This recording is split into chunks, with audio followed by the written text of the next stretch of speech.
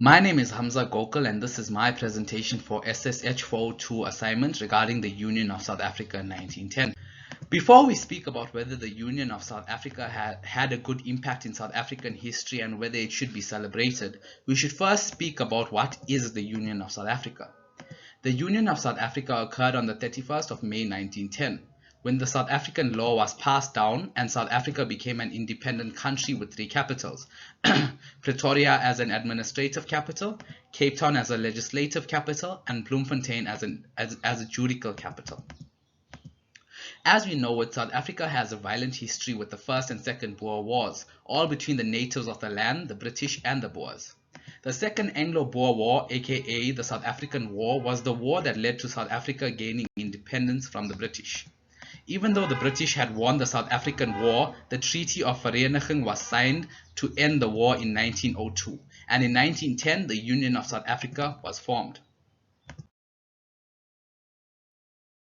The point that the writer in the journal source Educating the Nation about Union, whose heritage, is that the Union of South Africa was a major incident in our history. However, it is not spoken of, nor is it something that is spoken about. The author believes that the Union of South Africa is part of our heritage. The meaning of heritage is simply something that is handed down from the past as a tradition. An example can be 27th of April being celebrated as Freedom Day, to remind South Africa of the first democratic election after racial oppression. The writer in the journal speaks about how this South African generation is not aware of such an important part of our history, as well as the exclusion of it in the national curriculum. We look at the history subject in the CAPS document and see that the only inclusion of the Union of South Africa is in 10th grade, and it is simply a brief overview of the topic. This is something that is eye-opening. When looking at it carefully, our history is something that cannot be changed. Our history is something that we learn from, and in order not to make the same mistakes in the future, and this is why we teach history to future generations to come. Each chapter of our history is something that we should be proud of, as it has brought us one step closer to the South Africa we know today. And this is something that the Union of South Africa is part of, our history, but it is not spoken about or given any sort of recognition. When we think of something to celebrate, such as birthdays or Christmas, we look at it as something that you are fond of, and that is why we celebrate it. We should look at the pros and cons of the Union of South Africa and see from there as to whether this part of history has had any impact on the South Africa we live in today. It is well known that the British were colonizers. They were cruel to people who they deemed weren't worthy and used everyone else in whatever way they deemed fit. It is not common knowledge that the British did in fact use concentration camps during the South African War to kill thousands of Boers and Africans who stood in their way in just a few years. It is all fair in love and war when lives are taken with such hideous methods. We can not only look at how the British ruled over South Africa and their crimes. By South Africa becoming a unified country, it also helped them economically, as well as gaining allies with other countries that broke free from the British rule. Another question would we have the democratic South Africa that we have today if we did not unify South Africa? Under British rule, people would have been stifled. After the Union, people had the opportunities to open up their own parties to contest with the apartheid government. However, if we were under British rule at the time, would we still have been able to do the same? Whilst thinking about the pros of the Union, let's look at the cons.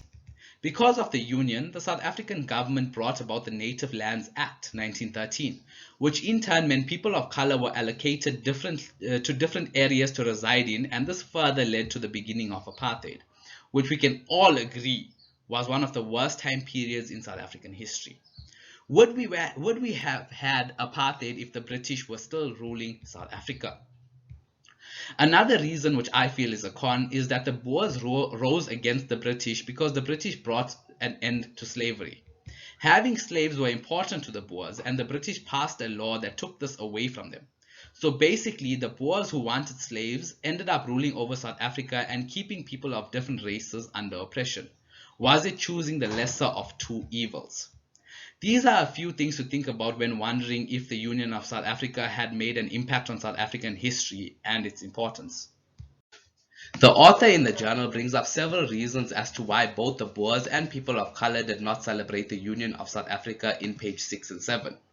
When looking at this part of history without looking at what was going on in the country before the Union, such as the wars, one would believe that the Union was the start of apartheid. Hence, no one would want to celebrate it or commemorate it. This begs the question, why was this part of history not taught to students? No matter how much we disregard it, it has had an impact on the country, even if the consequences of the Union were bad. Why is it not thought of or spoken about? It could be because the current political party just want the people to believe in the freedom from apartheid because it was a fight fought by the people of color, and the Union of South Africa was a fight fought by the Boers. This in turn poses a controversial but intriguing argument.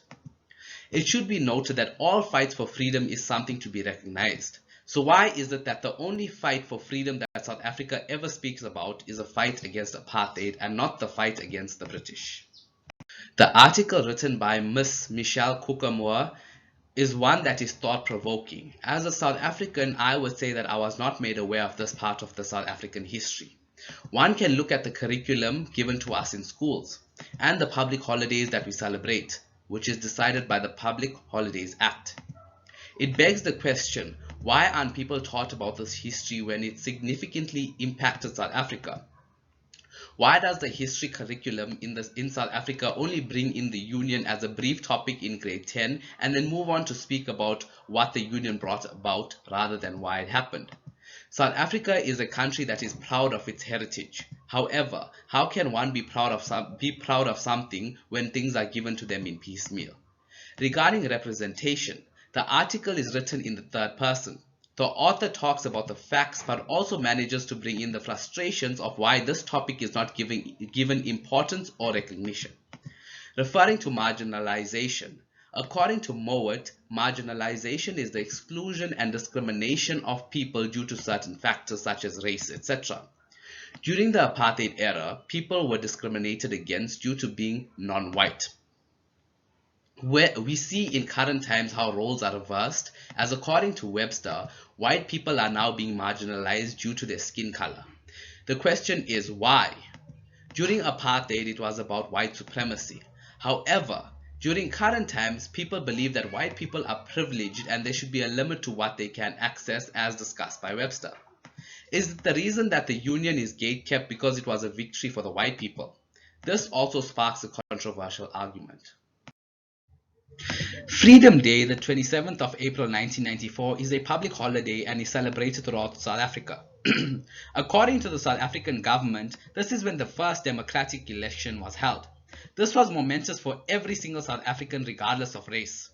It must be noted that according to Educating the Nation About Union, whose heritage, the author states several reasons as to why the Afrikaners did not celebrate the Union, such as it falling on the Queen's birthday.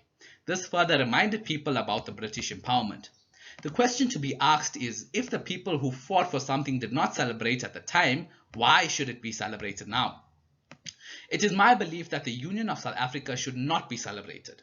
Yes, it impacted the people of that time, and yes, it did bring our country one step closer to the democratic South Africa we have today. However, it led to one of the most historic and oppressive periods in South African history. It marked the end of British rule over South Africa. However, it was the start of white supremacy over all races. Why should something that marks the beginning of a period of trauma for a whole country be celebrated? I do, however, believe that if we were to educate people about the history of South Africa, we should educate them about the entirety of it. This is my reference list.